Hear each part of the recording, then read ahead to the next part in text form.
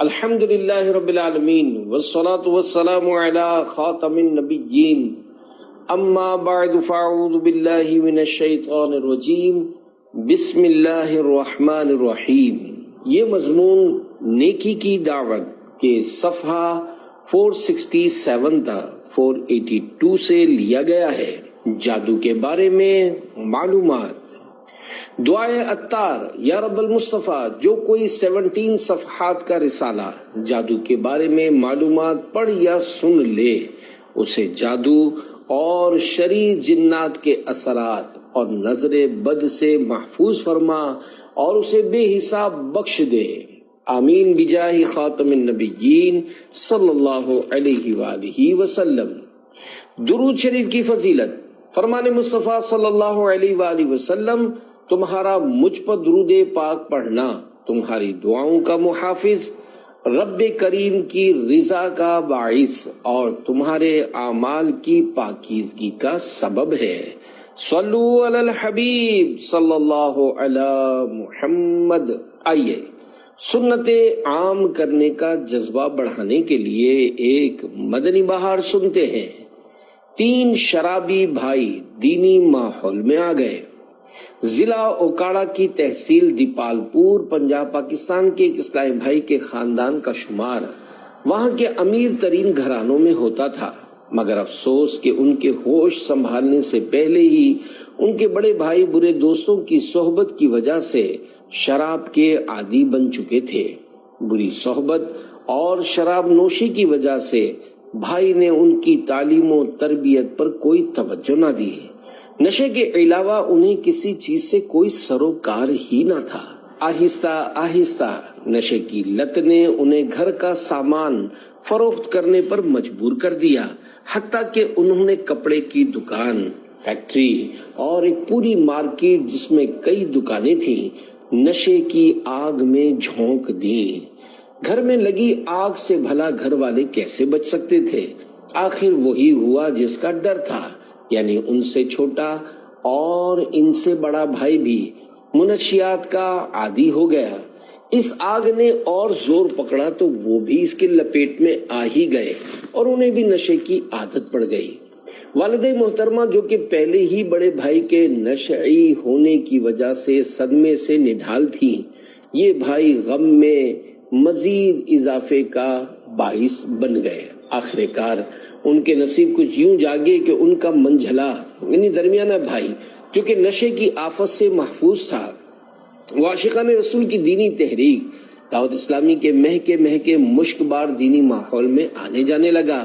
دینی ماحول سے وابستگی کی برکت سے کبھی کبھار ان پر بھی انفرادی کوشش کے ذریعے اجتماع میں لے جانے میں کامیاب ہو جاتا، لیکن وہاں ان کا دل نہیں لگتا تھا، مگر بھائی نے انفرادی کوشش جاری رکھی اور انہیں محبت کے ساتھ اجتماع میں لے جاتا رہا۔ الحمدللہ، اپنے بھائی کی انفرادی کوششوں کی برکت سے وہ سب بھائی جو کہ کچھ عرصہ قبل نشے کے عادی تھے، توبہ کر کے دعوت اسلامی کے دینی ماحول سے وابستہ ہو چکے ہیں۔ ان کو جب کبھی اپنا سابقہ دور یاد آتا ہے تو دل کانپ جاتا ہے کہ اگر دعوت اسلامی کا دینی ماحول نہ ملتا تو کیا بنتا۔ شاید یہی ہوتا کہ وہ آج در در کی ٹھوکریں کھا رہے ہوتے اور انہیں اپنے بھی دھتکار رہے ہوتے، مگر الحمدللہ دینی ماحول کے طفیل ان کے خزاں رسیدہ گلزار میں پھر سے خوشیوں کی مدنی بہار آ گئی۔ اللہ پاک کے کروڑ احسان کہ وہ تادم تحریر 63 دن کا مدنی تربیتی کورس کر رہے ہیں اور سب سے بڑے بھائی جان کم و بیش 17 ماہ سے عاشقان رسول کے ہمراہ سنتیں سیکھنے سکھانے کے مدنی قافلے کے مسافر ہیں۔ دعوت اسلامی کی قیوم، دونوں جہاں میں مچ جائے دھوم، اس پہ فدا ہو بچہ بچہ، یا اللہ میری جھولی بھر دے۔ صلو علی الحبیب صلی اللہ علی محمد۔ اس مدنی بہار کے ضمن میں نیکی کی دعوت۔ پیارے اسلامی بھائی، دیکھا آپ نے انفرادی کوشش کے ذریعے سنتوں بھرے اجتماع میں شرکت کی برکت سے 3 شرابی بھائی دعوت اسلامی کے دینی ماحول سے وابستہ ہو گئے۔ شرابی کی خرابی آپ نے ملاحظہ فرمائی کہ اس نے کارخانہ، کپڑے کی دکان اور اپنی مارکیٹ سب کچھ نشے کی آگ میں جھونک دیا۔ واقعی شراب بڑی خراب شے ہے اور اس سے دنیا و آخرت دونوں ہی داؤ پر لگ جاتے ہیں۔ شراب اس قدر بری بلا ہے کہ یہ دواعن بھی نہیں پی جا سکتی۔ چنانچہ حضرت طارق بن سوید رضی اللہ عنہ نے شراب کے متعلق سوال کیا۔ حضور پرنور صلی اللہ علیہ وآلہ وسلم نے منع فرمایا۔ انہوں نے عرض کی، ہم تو اسے دوا کے لیے بناتے ہیں۔ فرمایا، یہ دوا نہیں ہے، یہ تو خود بیماری ہے۔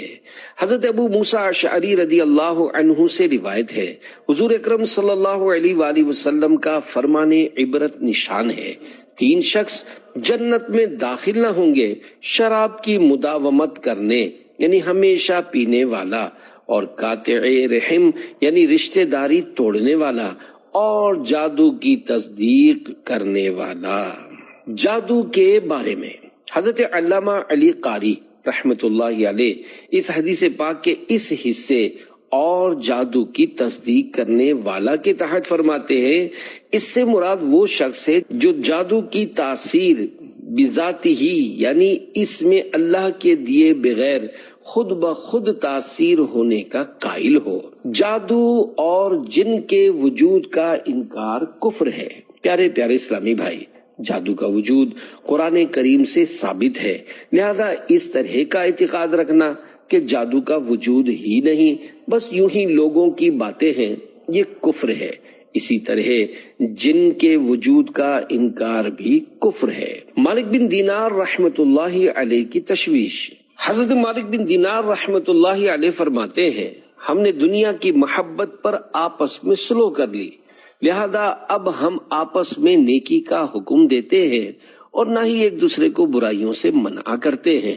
اللہ پاک ہمیں اس حال پر نہ رکھے، ورنہ نہ جانے ہم پر کون سا عذاب نازل کیا جائے۔ آتش پرست پڑوسی مسلمان ہو گیا۔ پیارے پیارے اسلامی بھائی، حضرت مالک بن دینار رحمت اللہ علیہ صدیوں پرانے بزرگ ہیں۔ آپ رحمت اللہ علیہ نے اپنے دور کی حالت بیان کر کے عذاب کی تشویش کا اظہار فرمایا، جبکہ اب تو حالات بے انتہا ابتر ہو چکے ہیں۔ 100 کروڑ افسوس، اب تو مسلمانوں کی بھاری اکثریت ایک دوسرے سے بڑھ چڑھ کر دنیا کی شیدائی ہو چکی ہے، اور حالات اتنے خراب ہو چکے ہیں کہ کسی کو نیکی کی دعوت دینا کجا، نیکی کی دعوت دینے والے کی باضابطہ مخالفت کی جانے لگی ہے، اور برائی سے کسی کو منع کرنا تو بہت دور رہا، اب تو خوب برائی کی دعوت پیش کی جاتی ہے۔ نہ اپنی اصلاح کی فکر ہے، نہ گھر بار کی سدھار کی پرواہ ہے، اور نہ ہی پڑوسیوں کی آخرت بہتر بنانے کی سوچ ہے۔ بہرحال ہمیں چاہیے کہ ہم خود سدھرنے کی سعی کے ساتھ ساتھ دیگر اسلامی بھائیوں کو بھی نیکی کی دعوت پیش کریں، نیز اپنے پڑوسیوں پر بھی انفرادی کوشش کیا کریں۔ الحمدللہ ہمارے بزرگان دین رحمت اللہ علیہم کے اپنے پڑوسیوں پر انفرادی کوشش کے کئی واقعات ہیں۔ چنانچہ شمعون نامی ایک آتش پرست حضرت حسن بصری رحمت اللہ علیہ کا پڑوسی تھا۔ جب اس کے انتقال کا وقت قریب آیا تو آپ رحمت اللہ علیہ اس کے پاس تشریف لے گئے۔ کیا دیکھتے ہیں کہ اس کا سارا جسم آگ کے دھوئیں کی وجہ سے سیاہ پڑ گیا ہے۔ آپ رحمت اللہ علیہ نے انفرادی کوشش کرتے ہوئے اسے اسلام قبول کرنے کی دعوت پیش کی اور رحمت الہی کی امید دلائی۔ اس نے عرض کی کہ میں 3 چیزوں کی وجہ سے اسلام سے دور ہوں۔ نمبر 1، جب اسلام کے نزدیک دنیا بہت بری شے ہے تو پھر تم لوگ اس کے حصول کی جستجو کیوں کرتے ہو؟ نمبر 2، موت کو یقینی تصور کرنے کے باوجود اس کے لیے تیاری کیوں نہیں کرتے؟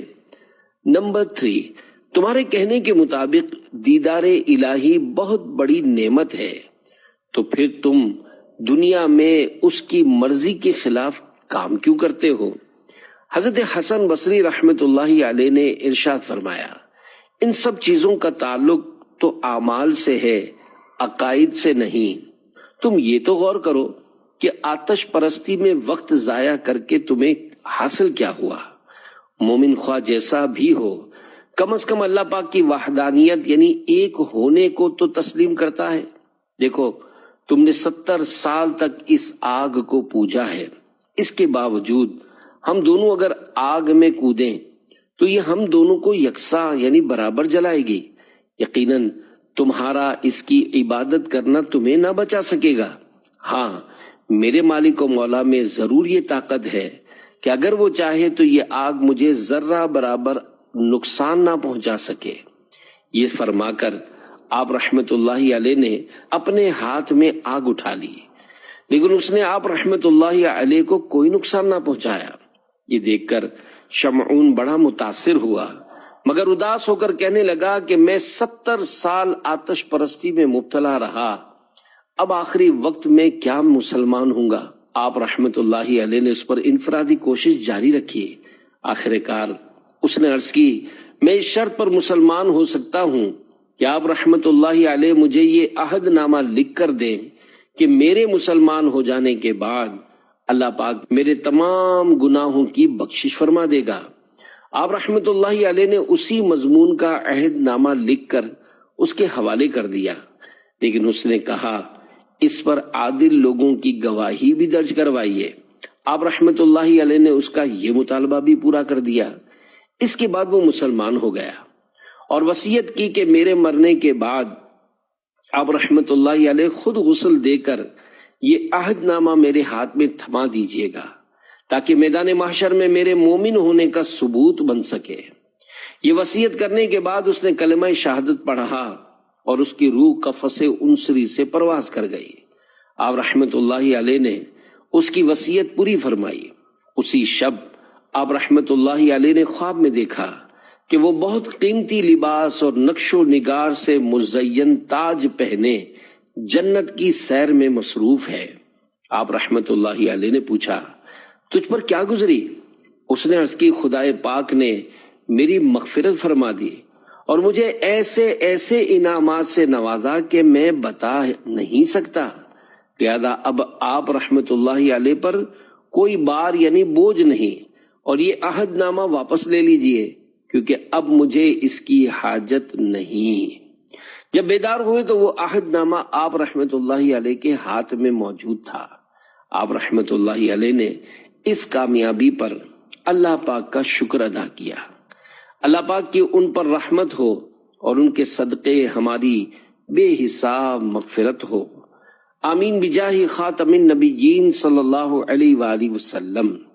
زمانے بھر میں مچا دیں گے دھوم سنت کی، اگر کرم نے تیرے ساتھ دے دیا یا رب، صلو علی الحبیب صلی اللہ علی محمد۔ میں آگ کے اندر پورے 20 منٹ کھڑا رہا۔ پیارے پیارے اسلامی بھائیوں، اللہ والوں کی بھی کیا خوب بلند و بالا شانیں ہوا کرتی ہیں کہ وہ نیکی کی دعوت بھی دیتے ہیں، اللہ پاک کی عنایت سے کرامات بھی دکھاتے ہیں اور ایمان کی نعمت دلا کر جنت میں داخلے کی صورت بھی بنا دیتے ہیں۔ بہرحال پڑوسی کی بھی فکر رکھنی چاہیے اور اسے نیکی کی دعوت سے محروم نہیں کرنا چاہیے۔ ہاں، غیر مسلم سے دوستی رکھنے کی اجازت نہیں کہ ایک عام آدمی یہ ذہن بنائے کہ میں اس ہیلے سے اس کو مسلمان کر لوں گا۔ البتہ جو عالم دین اس غیر مسلم کے مذہب اور باطل عقیدوں کے رد پر قدرت رکھتا ہو، وہ بے شک شریعت کے دائرے میں رہ کر اسے اسلام میں لانے کے لیے اپنے قریب کرے اور اس کو اسلام کی طرف رغبت دلائے اور اس کے اعتراضات کے جوابات دے۔ کرامت کی برکت سے سینکڑوں آگ کے پجاریوں کو داخل اسلام کرنے سے متعلق حیات اعلی حضرت جلد اول صفحہ 183 تا 184 پر وارد ایک ایمان افروز حکایت سنیے، جس میں میرے آقا اعلی حضرت رحمت اللہ علیہ کے بے مثال تقوی کا بھی تذکرہ ہے۔ حکایت کو قدر آسان کر کے پیش کرنے کی کوشش کرتا ہوں، چنانچہ حضرت مولانا حسین میرٹھی رحمت اللہ علیہ فرماتے ہیں حضرت پیر عبدالحمید صاحب بغدادی رحمت اللہ علیہ ہند کے صوبے گجرات کے ایک شہر بڑودہ میں تشریف لائے اور جامع مسجد میں ایک دن مغرب کی نماز پڑھائی۔ میں نے ایسا اثر کبھی قرآن شریف پڑھنے کا نہیں دیکھا۔ معلومات کر کے ان سے ملنے ان کی قیام گاہ پر گیا۔ اعجاز قرآنی کے سلسلے میں پیر صاحب نے اپنا ایک ایمان افروز واقعہ سناتے ہوئے فرمایا، ایک مرتبہ ایران گیا، وہاں ایک پرانے آتش کدے سے تعلق رکھنے والے آتش پرستوں سے مناظرے کی میری ترکیب بنی۔ میں نے کہہ دیا کہ جس آگ کی تم پوجا کرتے ہو اسی کے اندر جا کر پوچھ لیا جائے کہ آیا وہ اپنے پوجنے والوں کی کوئی رعایت بھی کرتی ہے یا اس کو بھی جلا مارتی ہے۔ میری اس بات کو وہ لوگ مذاق سمجھے، مگر ایک وقت طے کر لیا گیا۔ وقت مقررہ پر سارا شہر یہ انوکھا مناظرہ دیکھنے کے لیے امنڈ آیا۔ میں نے ان کے پجاری سے کہا چلیے آگ کے اندر۔ وہ گھبرا گیا۔ الحمدللہ میں آتش کدے کے اندر داخل ہو گیا اور شعلے مارتی آگ کے اندر پورے 20 منٹ کھڑا رہا، پھر بخیر و عافیت باہر نکل آیا۔ یہ منظر دیکھ کر الحمدللہ بہت سارے آتش پرست توبہ کر کے مشرف با اسلام ہو گئے۔ حضرت مولانا حسین میرٹھی رحمت اللہ علیہ فرماتے ہیں، میں نے پوچھا آپ نے اتنی ہمت کیسے کی؟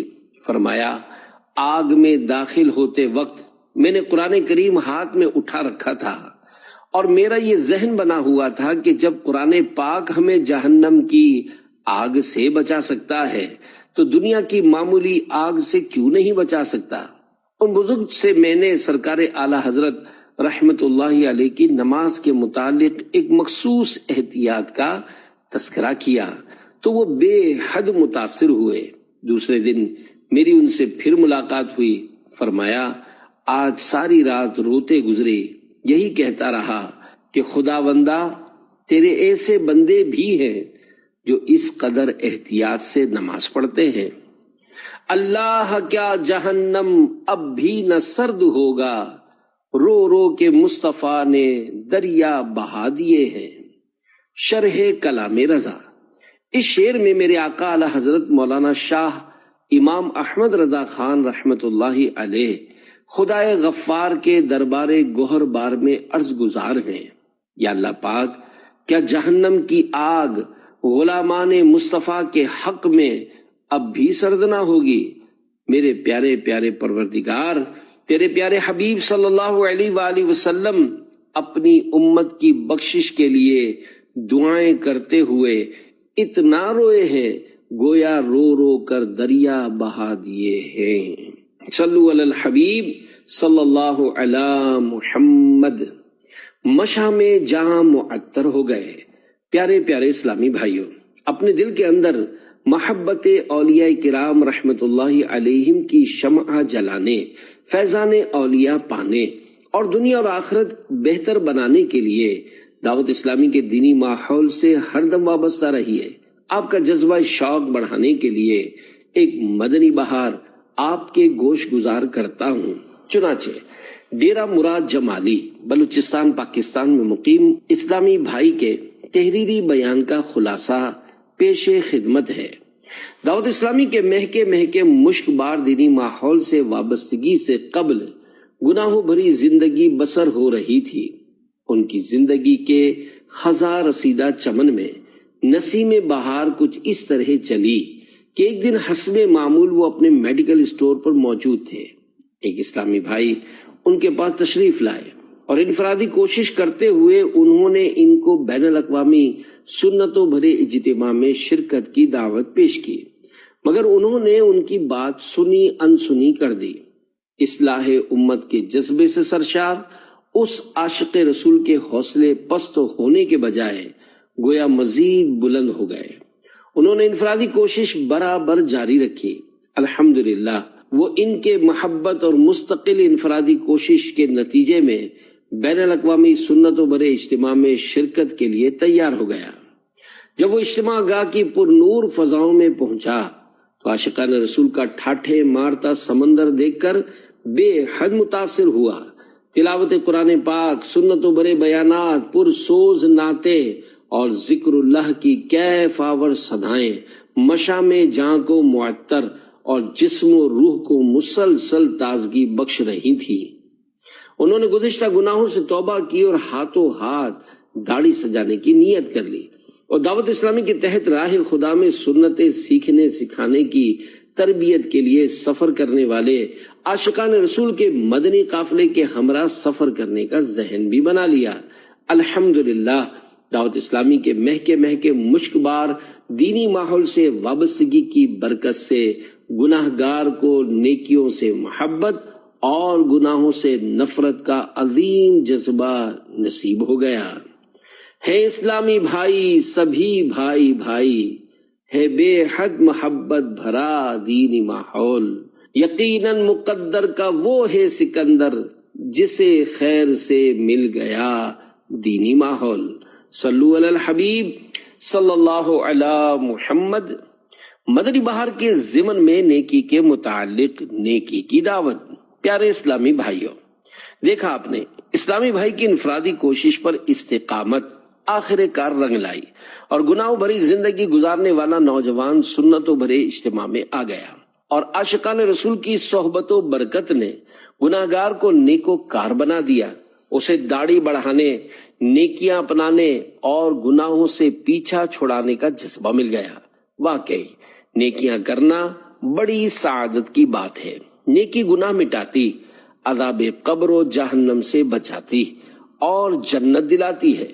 دعوت اسلامی کے مکتبۃ المدینہ کے ترجمے والے پاکیزہ قرآن کنز الایمان ما خزائن العرفان صفحہ 438 پر پارہ 12 سورہ ہود آیت نمبر 114 میں اللہ پاک کا ارشاد بشارت بنیاد ہے۔ ان الحسنات یذہبن السیئات، ترجمہ کنز الایمان، بے شک نیکیاں برائیوں کو مٹا دیتی ہیں۔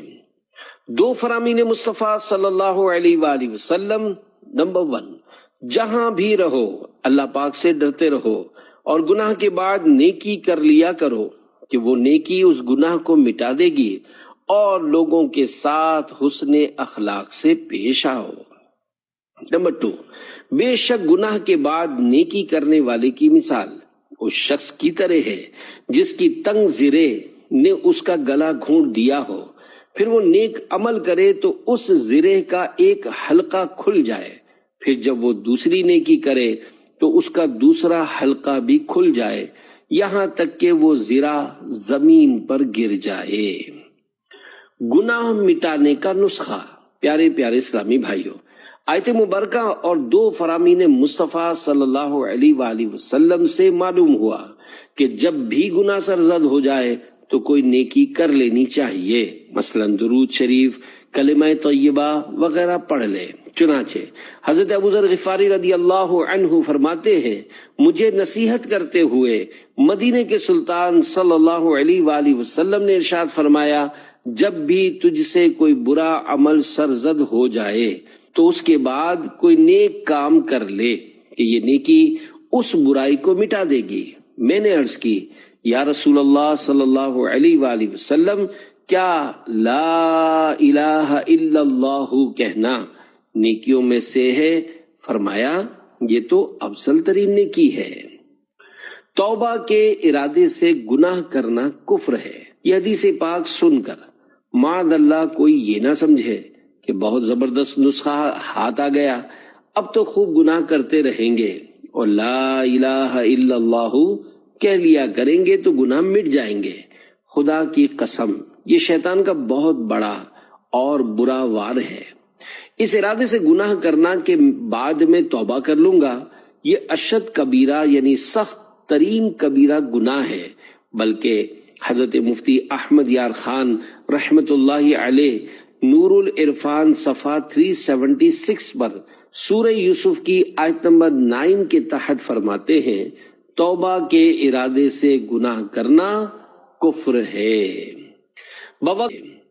بوقت نزع سلامت رہے میرا ایمان، مجھے نصیب ہو کلمہ ہے التجا یا رب، جو دینی کام کریں دل لگا کے یا اللہ، انہیں ہو خواب میں دیدار مصطفیٰ یا رب، تیری محبت اتر جائے میری نس نس میں، پے رضا ہو عطا عشق مصطفیٰ یا رب، صلو علی الحبیب صلی اللہ علی محمد۔ پڑوسی کو برائی سے نہ روکنے کا وبال۔ پیارے پیارے اسلامی بھائیوں، پڑوسیوں کے بہت سارے حقوق ہیں، ان کی بجا آوری کے لیے ہمیں ہر دم کوشاں رہنا چاہیے۔ پڑوسیوں کو سنتوں بھرے اجتماع میں شرکت اور مدنی قافلے میں سنتوں بھرے سفر وغیرہ کی دعوت دینے میں بھی غفلت نہیں برتنی چاہیے۔ نیز ان کو معاذ اللہ گناہوں میں مبتلا دیکھیں تو انہیں ان سے باز رکھنے کے لیے بھی بھرپور سعی کرنی چاہیے۔ حضرت مالک بن دینار رحمت اللہ علیہ فرماتے ہیں، میں نے تورات شریف میں پڑھا ہے کہ جس کا پڑوسی نافرمانی میں مبتلا ہو اور وہ اسے نہ روکے تو وہ بھی اس گناہ میں شریک ہے۔ پڑوسی قیامت کے دن دعویٰ کرے گا۔ پڑوسی کو نیکی کی دعوت دینے اور گناہوں سے ممانعت کرنے کی اہمیت بہت زیادہ ہے، جیسا کہ اب جو روایت پیش کی جا رہی ہے اس سے ظاہر ہے۔ چنانچہ حضرت ابو ہریرہ رضی اللہ عنہ فرماتے ہیں، ہم نے یہ بات سنی ہے، قیامت کے دن ایک شخص دوسرے کے خلاف دعویٰ کرے گا حالانکہ وہ اس کو جانتا نہ ہوگا۔ مدعا علیہ یعنی جس پر دعویٰ کیا گیا کہے گا، تیرا مجھ پر کیا حق ہے، میں تو تجھ کو صحیح سے جانتا تک بھی نہیں۔ مدعی یعنی دعویٰ کرنے والا کہے گا، تو مجھ کو گناہ کرتے دیکھتا تھا اور مجھے منع نہیں کرتا تھا۔ بے نمازی پڑوسی کو نماز کی دعوت دیجیے۔ پیارے پیارے اسلامی بھائیوں، بیان کردہ دونوں روایتوں سے معلوم ہوا کہ پڑوسیوں کو بھی ضرور نیکی کی دعوت دینی اور برائی سے ممانعت کرنی چاہیے۔ آپ کا پڑوسی اگر بے نمازی ہے تو اسے نماز کی دعوت دیجیے۔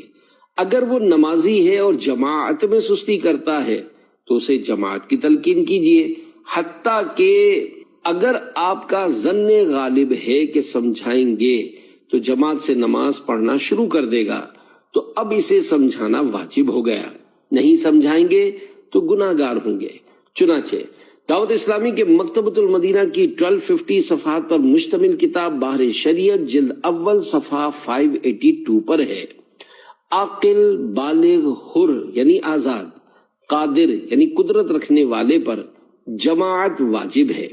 بلا عذر ایک بار بھی چھوڑنے والا گناہگار اور مستحق سزا ہے، اور کئی بار ترک کرے تو فاسق مردود الشہادہ یعنی اس کی گواہی قابل رد ہے اور اس کو سخت سزا دی جائے گی۔ اگر پڑوسیوں نے سکوت کیا یعنی خاموشی اختیار کی تو وہ بھی گناہگار ہوئے۔ امام کو چاہیے کہ مقتدی کی نگرانی کرے۔ مسجدوں کے پیش اماموں کی خدمت میں مشورتاً عرض ہے وہ اپنے مقتدیوں کی نگرانی کیا کریں کہ ان میں سے کون جماعت سے نماز پڑھتا ہے اور کون نہیں۔ اگر کوئی نمازی کسی نماز میں غیر حاضر ہو تو اس کے گھر جا کر یا فون کر کے اس کی خبر نکالیں، بیمار ہو گیا ہو تو عیادت کریں، اور سستی کی وجہ سے نہ آیا ہو تو نیکی کی دعوت دیں۔ اور یہ صرف امام صاحبان ہی کے لیے نہیں ہے، تمام اسلامی بھائیوں کو یہ انداز اختیار کرنا چاہیے۔ فاروق اعظم نے فجر میں غیر حاضر رہنے والے کی معلومات کی۔ امیر المومنین مسلمانوں کے دوسرے خلیفہ حضرت عمر فاروق اعظم رضی اللہ عنہ کے نمازیوں کی خبر گیری کرنے کی ایک روایت ملاحظہ فرمائیے اور اس کے مطابق عمل کا ذہن بنائیے۔ چنانچہ امیر المومنین فاروق اعظم رضی اللہ عنہ نے صبح کی نماز میں حضرت سلیمان بن ابی حسمہ رضی اللہ عنہ کو نہیں دیکھا۔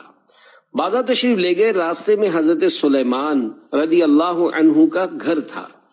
ان کی ماں حضرت شفا رضی اللہ عنہا کے پاس تشریف لے گئے اور فرمایا کہ صبح کی نماز میں نے سلیمان کو نہیں پایا۔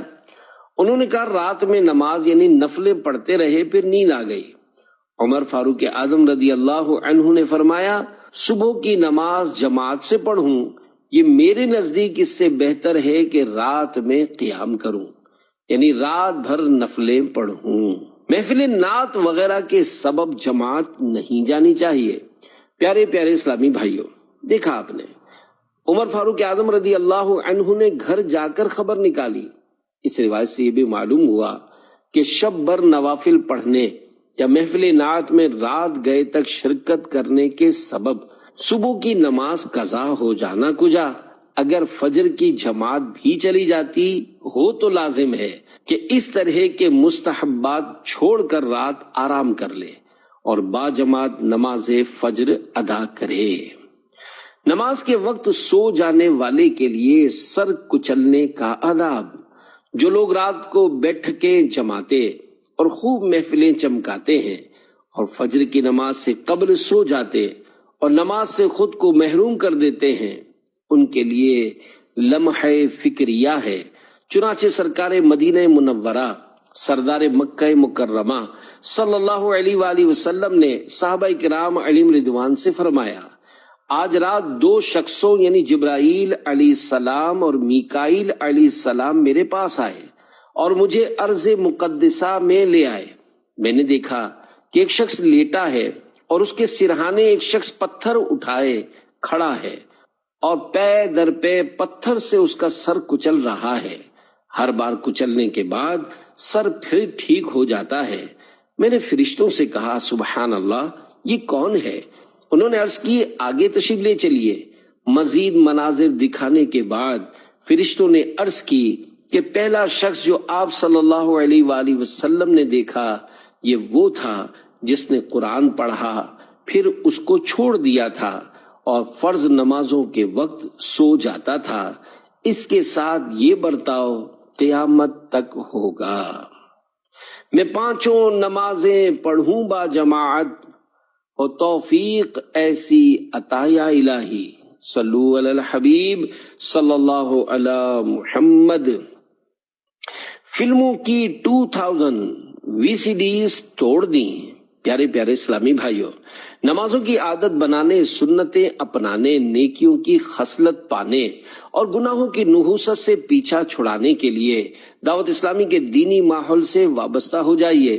آئیے آپ کی ترغیب و تحریض کے لیے ایک مدنی بہار سناؤں۔ چنانچہ ایشیا کی سب سے بڑی کچی آبادی اورنگی ٹاؤن کراچی میں مقیم اسلامی بھائی کے مکتوب کا خلاصہ ہے۔ دعوت اسلامی کے دینی ماحول میں آنے سے قبل وہ نیکیوں سے کوسوں دور، گناہوں کی وادیوں میں محصور یعنی قید تھے۔ خواہشات نفسانی کی تکمیل گویا ان کا مقصد حیات بن چکا تھا۔ فحش فلمیں، ڈرامے دیکھنے کے ساتھ ساتھ طرح طرح کی دیگر برائیوں کی نحوستوں کا بھی شکار تھے۔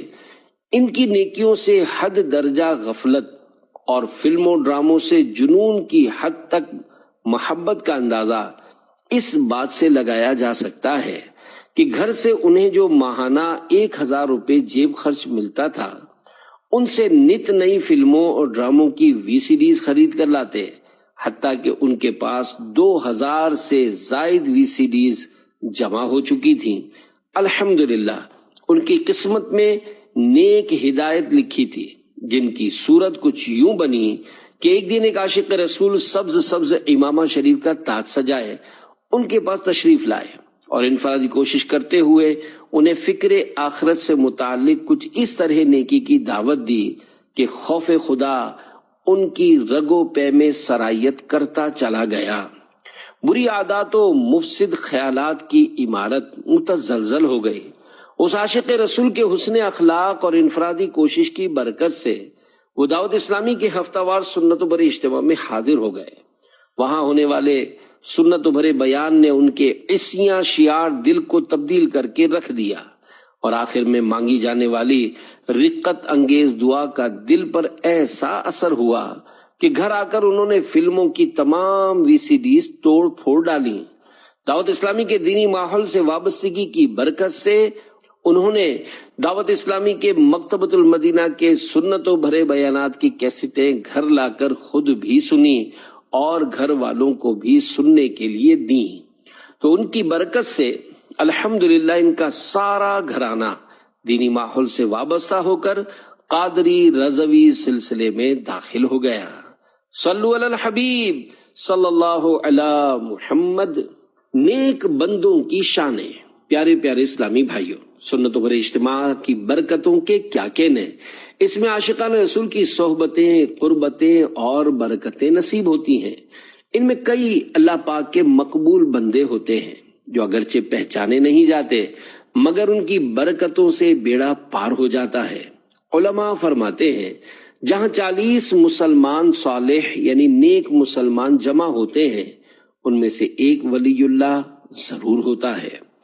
فرمان مصطفیٰ صلی اللہ علیہ وآلہ وسلم بہت سے بکھرے ہوئے بالوں، غبار آلودہ بدن والے اور 2 پرانے کپڑوں والے ایسے ہوتے ہیں کہ جن کی پرواہ نہیں کی جاتی۔